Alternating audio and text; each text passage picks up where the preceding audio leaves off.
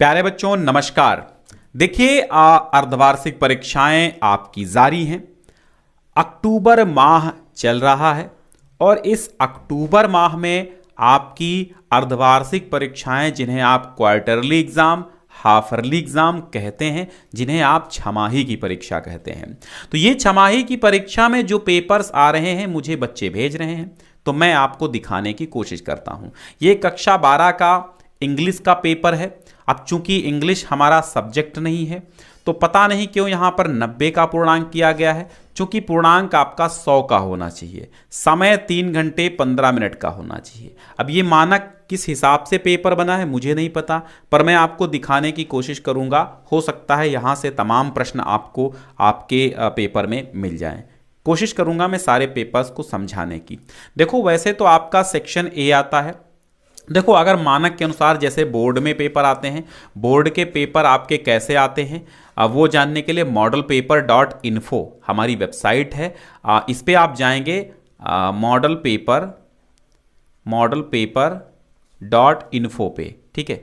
तो ये modelpaper.info आप स्पेलिंग सही डाल लीजिएगा, MODEL और PAPER.info ऐसे आप डालिएगा तो आपको मेरी वेबसाइट पे जब पहुंचेंगे आप इस वेबसाइट पे, तो जैसे आप पहुंचेंगे तो आपको कुछ कहीं ढूंढना है ही नहीं।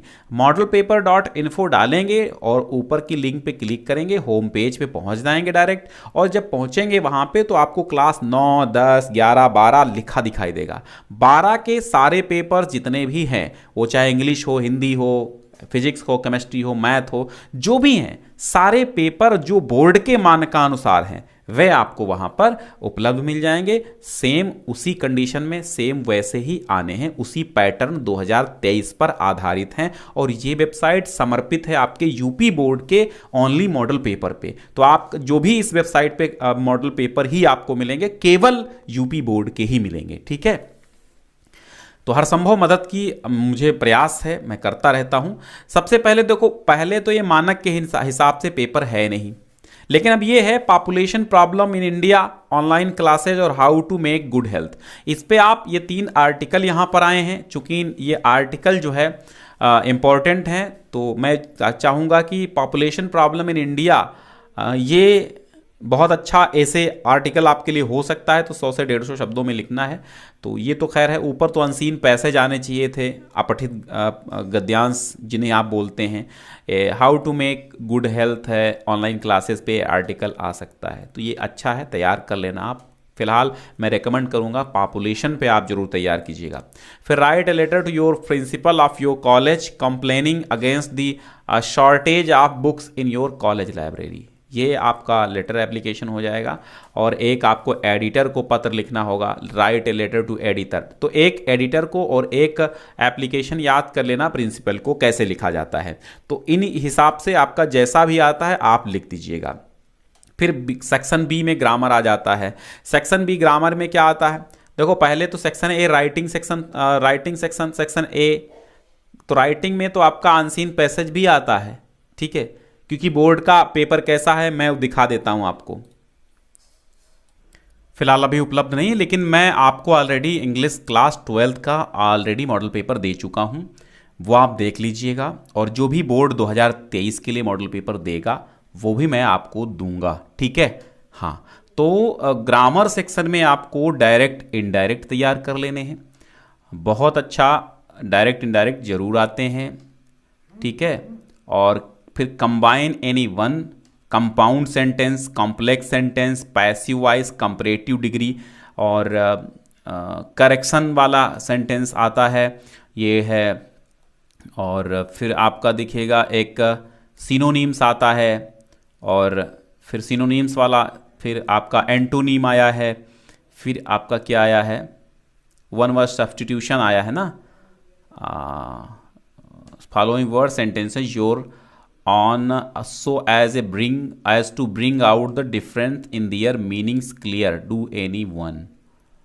अच्छा, मीनिंग क्लियर करना है इसमें, ठीक है।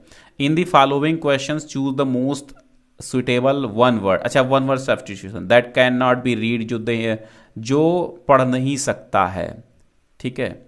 और a selfish person who always thinks of himself, जो अपने आप को ही हमेशा सोचता रहता है। फिर आपका verbs are your own sentences, call on breakout, इसका क्या होगा, ठीक है, क्लियर करना है आपको। Use any one of the, चूंकि देखिए आप, मैं अध्यापक इंग्लिश का नहीं हूँ, पेपर दिखाना मेरा कर्तव्य है, चूंकि ये पेपर आया हुआ है और इसी के आधार पर आप चीज़ों को तैयार थोड़ा सा बहुत कर लें।